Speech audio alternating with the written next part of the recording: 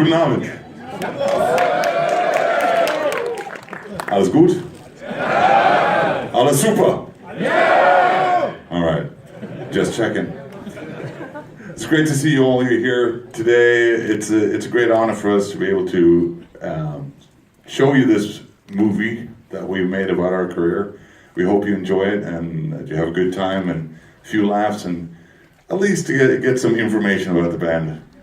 We had a lot of fun making this. We want to thank Alex and his team for all the hard work and all the people in it and all the people who didn't make it in it as well, because we had a lot of material, leftover stuff, but we had 36 hours of material for this movie. We didn't want to keep you here that long.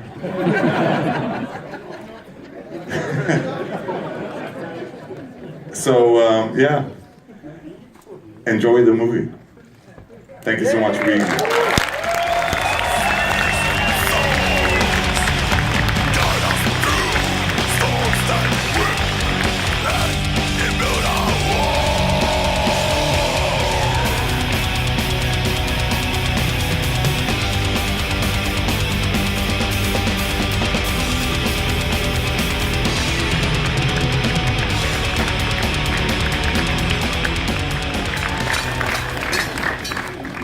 And can I, just while we're here, can we acknowledge a few other people in the crowd? This film wouldn't have happened without a lot of people. Can I ask Justin Archangel, Kirsten, Rafi, Mathäser, everybody at Sony Columbia to stand up, please, and take a bow for being behind this project for over 2 years, please. Please give a very warm round of applause to all the people who made it.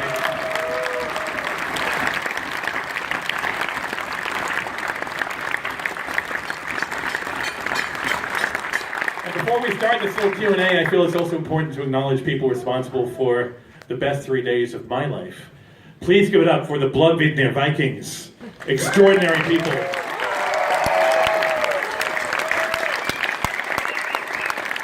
They live it.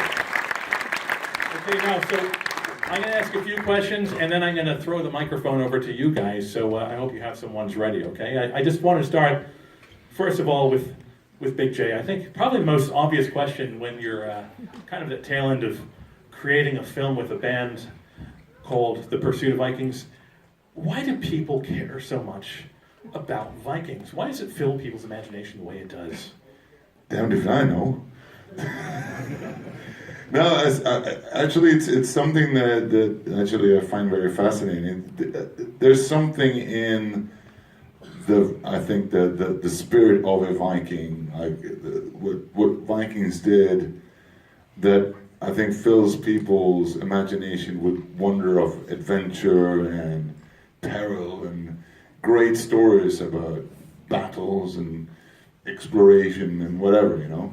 And I think it's something that a lot of people across the globe really tap into and can really get a good feeling for, because I know that that's what it was for me, as well as the mythological part with all the kind of philosophical elements for me. But then again, I'm a bit of a nerd, I guess. So, but I would say probably that, you know, the whole culture of the whole thing, which is actually quite astonishing, really. When I think of Vikings, I certainly think of a few words like perseverance, courage, stubbornness, bravery, and these are the same kind of words I associate with the story of Amon Amarth, a band that sort of defied all expectation.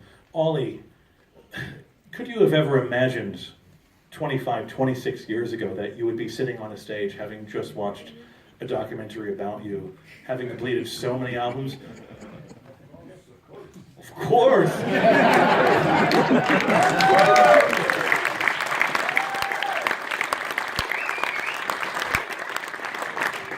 Oh, hell no. I actually want to add one word there, which I actually think that kind of also fits in. It's loyalty. Because if there's anything that this band has had from the get-go, it's always been about friendship and to be able to work together and be loyal to the team and to the group and try to do a good job for each other all the time. So yeah, that's also a very big part of why we're here today, I think. Very well said. I mean, we were basically a bunch of kids that had a dream. And you know, for whatever reason, we just fulfilled it. And that's thanks to you guys.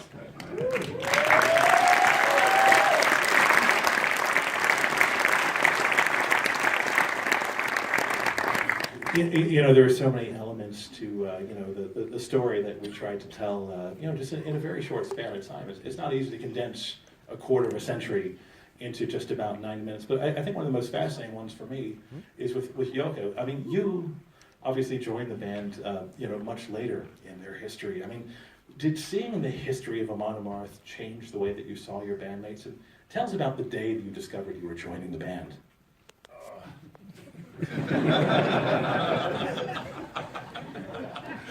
I remember it very well. Yeah, please do tell. Go ahead, you. Okay, well first. do it. Okay, yeah, maybe. Well, first of all, the vision I had when I started drumming, that was to be somehow to be a drummer in a big band. And yeah. Yeah, anyway, I started out as a black metal drummer, and then yeah, the story goes on for 15 years, and yeah, almost 20 years, and then these guys discovered me, and yeah, the first day I got the call, I was fucking nervous. Couldn't eat, couldn't do anything. And the guys just like, come on, you can do it. And we rehearsed, and everything went well, and they embraced me with open arms. I'm really grateful for that. Yeah, but that's because you're a good guy.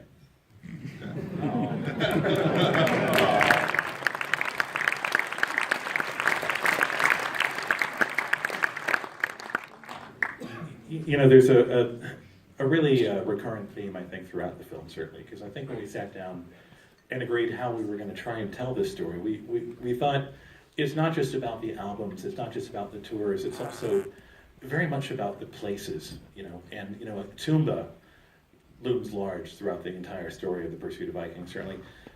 Ted, one of the really interesting things about this film, certainly in making it, was revisiting some of the places where you and Ollie used to work as construction workers. So how did it feel revisiting those places where you used to work, you know, from dawn to dusk before you'd actually rehearse as a band?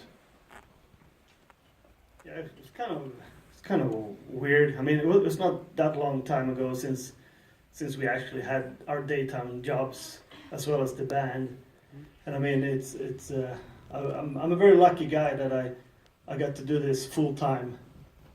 Not many people can do this. I mean, I was working every day, early morning to late night, just every day, and finally we made it. I fulfilled my dream that I've been dreaming about for a long time, and I think I brought what I had, like when I was working as a construction painter.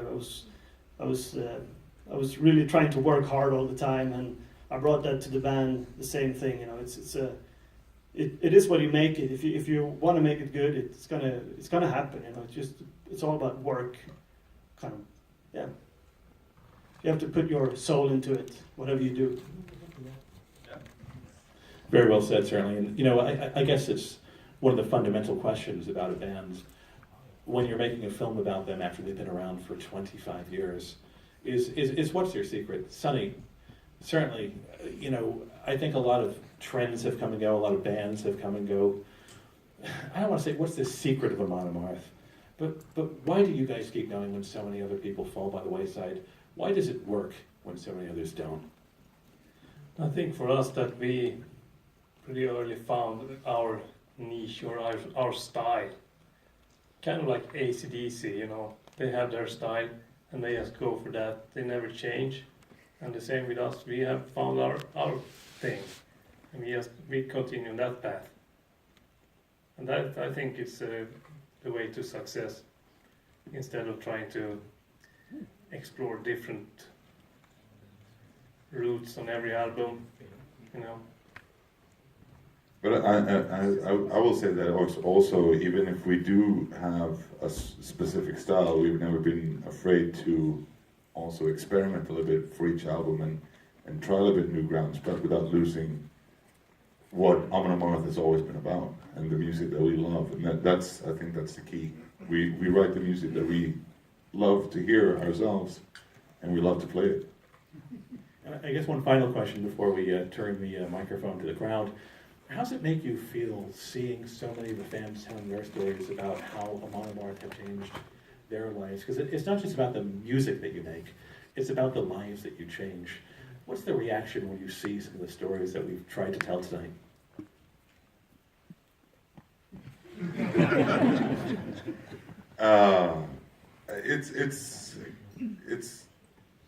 It's strange to see that what we create as a group, something that we love to do, how that really affects people and in a really positive way. And there's so many times that people come up to you and say, like, listening to your music have changed my life, or it helped me to go through this really tough period in my life.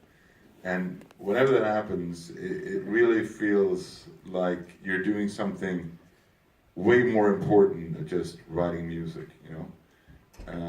And for us, it's always been about writing the music that we love, as I said before, and just to have a good time. But if people can find inspiration in that, that's one of the most beautiful things I've ever heard, you know? It's great. Amen to that. Can we give it up for Amon Amarth, please?